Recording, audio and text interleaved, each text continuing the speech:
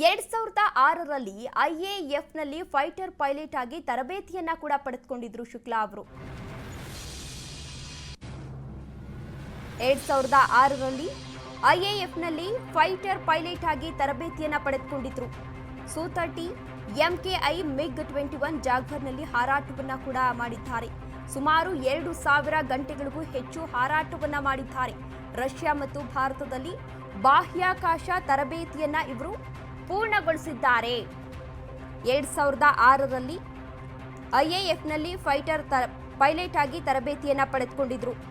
ಸು-30 MKI MiG-21 ಜಾಗ್ವಾರ್ನಲ್ಲಿ ಹಾರಾಟವನ್ನ ಕೂಡ ಬೆಳೆಸಿದ್ರು. ಸುಮಾರು 2000 ಗಂಟೆಗಳಿಗೂ ಹೆಚ್ಚು ಹಾರಾಟ. ರಷ್ಯಾ ಮತ್ತು ಭಾರತದಲ್ಲಿ ಬಾಹ್ಯಾಕಾಶ ತರಬೇತಿಯನ್ನ ಕೂಡ ಪಡೆದುಕೊಂಡಿದ್ರು ಶುಕ್ಲಾ ಅವರು. ಇನ್ನು ತುರ್ತು ಪರಿಸ್ಥಿತಿಯಲ್ಲಿ ಹಲವಾರು ತರಬೇತಿಗಳನ್ನ ಕೂಡ ಶುಭಾಂಶು ಶುಕ್ಲಾ ಅವರು ಪಡೆದುಕೊಂಡಿದ್ರು.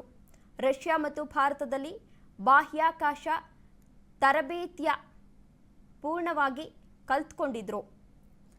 ಕಡಿಮೆ ಗಾಳಿಯ ಒತ್ತಡವನ್ನ ತಡೆಯುವ ಅಭ್ಯಾಸವನ್ನ ಕೂಡ ಕಲ್ತ್ಕೊಂಡಿದ್ರು.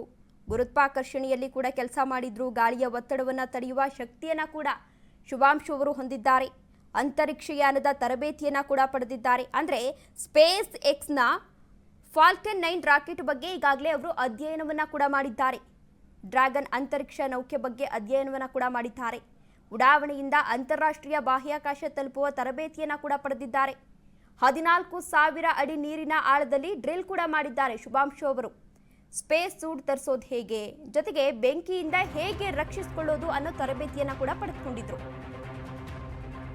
ಫಾಲ್ಕನ್ 9 ರಾಕೆಟ್ನಲ್ಲಿ ಶುಭಾಂಶು ಈಗಾಗಲೇ ಜರ್ನಿಯನ್ನ ಕೂಡ ಶುರು ಮಾಡಿದ್ದಾರೆ. ಭಾರತೀಯ ಆಹಾರವನ್ನ ಹೊತ್ತೊಯ್ದಿದ್ದಾರೆ ಶುಭಾಂಶು ಅವರು. ದಾಲ್ ಚಾವಲ್, ಕ್ಯಾರೆಟ್, ಹೆಸರುಬೇಳೆ ಹಲ್ವವನ್ನ ಕೊಂಡೊಯ್ದಿದ್ದಾರೆ. ಮಾವಿನ ಹಣ್ಣಿನ ಜ್ಯೂಸ್ ಅನ್ನ ಕೊಂಡೊಯ್ದಿದ್ದಾರೆ ಶುಕ್ಲಾ ಅವರು. ಸ್ಪೇಸ್ನಲ್ಲಿ ಭಾರತದ ಆಹಾರವನ್ನ ಸೇವಿಸಲಿದ್ದಾರೆ.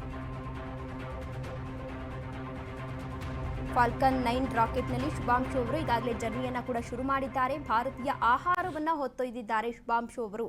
ದಾಲ್ ಚಾವಲ್, ಕ್ಯಾರೆಟ್, ಹೆಸರುಬೇಳೆ ಹಲ್ವಾ ಎಲ್ಲವನ್ನ ಕೂಡ ಅಲ್ಲಿಗೆ ಕೊಂಡೊಯ್ದಿದ್ದಾರೆ ಎನ್ನುವ ಮಾಹಿತಿ ಸಿಗ್ತಾ ಇದೆ. ಜೊತೆಗೆ ಮಾವಿನ ಹಣ್ಣು ಜೊತೆಗೆ ಮಾವಿನ ಹಣ್ಣಿನ ಜ್ಯೂಸ್ ಅನ್ನ ಕೂಡ ಶುಕ್ಲಾ ಅವರು ಇದೀಗ ಕೊಂಡೊಯ್ದಿದ್ದಾರೆ.